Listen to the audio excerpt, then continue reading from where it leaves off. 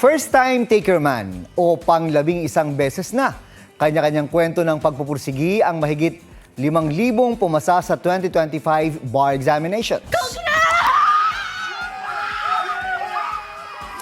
Tulad ng 50 anyos na nanay at negosyanteng si Mary Grace Montano Balyari, inilarawan ni Mary Grace ang kanyang paglalakbay para maging abogado na walk in the park.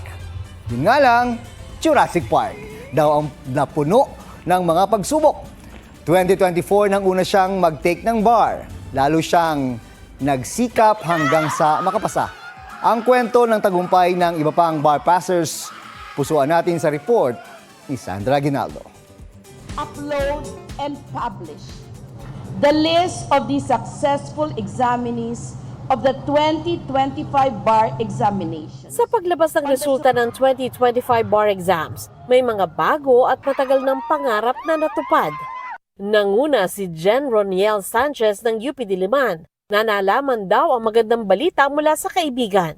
She was like, Sanch, nag-top 1 ka, and I'm sitting in the Jeep, bemused. I was like, you have got to be kidding me. I never really intended to top the bar. Just do your best and whatever happens, happens.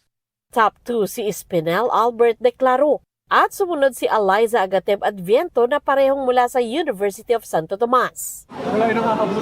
Ilan sa pasok sa top 20 ang nag-abang sa Supreme Court kaya pinaakyat sa entablado nang matawag ang pangalan. Ang ginawa kong motivation is matulungan po yung family ko and syempre makapagbigay serbisyo na rin po sa mga Pilipino. Masaya po. Nandito po ako sa isang law firm and masaya po ako sa ginagawa ko, litigation ho. Bala ko po magpatuloy ho para matulungan din yung mga kababayan natin na kailangan ng legal services. Ang ibang nakapasa, walang pansidlan ng saya. Sa haba raw kasi ng panahong ginugol nila sa pag-aral, sa wakas, abogado na sila.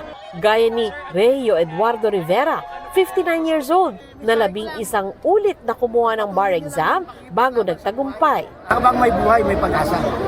Huwag tayong mawawala ng magtiwala lang tayo sa Diyos. Si Tasnim Cariga Balindong na isang gurot tubong Mindanao, nakapasa sa kanyang second take. Never give up on your dreams, and I always believe that everything comes in perfect timing po. My plan is to represent Mindanaoan lawyers, especially the Bangsamoro community po.